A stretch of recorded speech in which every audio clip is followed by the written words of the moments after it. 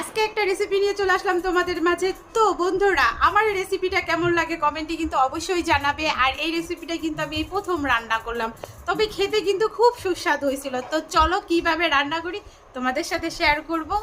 এটা হচ্ছে চিংড়ি মাছের মালাইকারি, আর এই মালাইকারিটা খেতে কিন্তু খুব টেস্টি হয়। সাথে দেখো আমি আর একটা পদ রান্না করেছিলাম, তাই তোমাদের একটু শেয়ার করলাম, কিন্তু রেসিপিটা হবে মালাইকারি। আর এই চিংড়ি মাছের মালাইকারি কিন্তু আমি এই প্রথম রান্না করলাম, তবে খেতে কিন্তু খুব স্বাদ হয়েছিল। তো চলো কিভাবে রান্না করি তোমাদের সাথে শেয়ার করি। আর এই যে দেখো নারকেল কুড়া, এই নারকেল কুড়া আমি কুড়াইয়া ফ্রিজে রেখে দিয়েছিলাম আগের দিন রাতে, তো এতে সুবিধা হয়। তো এখন হালকা গরম জল দিয়ে এই নারকেল কুড়াটাকে আমি ব্লান্ডার করে নিছি। তারপরেই দেখো একটা ঝুড়ির ভিতরে এর যে দুধটা হবে এই দুধটা সেকে নেব। তারপরে যে পেস্টটা ব্লান্ডার করা শুরু করে দিছি।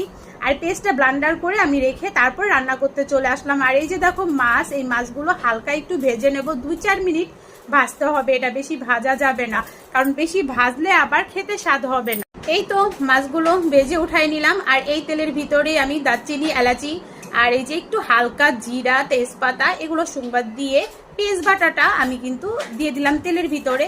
আর এই পেস্টটা হালকা একটু ভাজবো। ভাজতে ভাজতে আমি এর ভিতরে একটু হলুদ আর লবণ দিয়ে দিছি।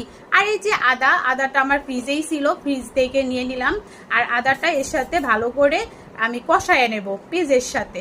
তারপরে এটা তেল ছেড়ে দিলে এর ভিতরে আমি যে নারকেলের দুধটা রাখছিলাম ওটা আমি ঢেলে দেবো। এখন এটা উতাল পাতালের জন্য একটু ঢেকে দিতে হবে, তো সেজন্য আমি এখন একটা ঢাকনা দিয়ে ঢেকে দিলাম।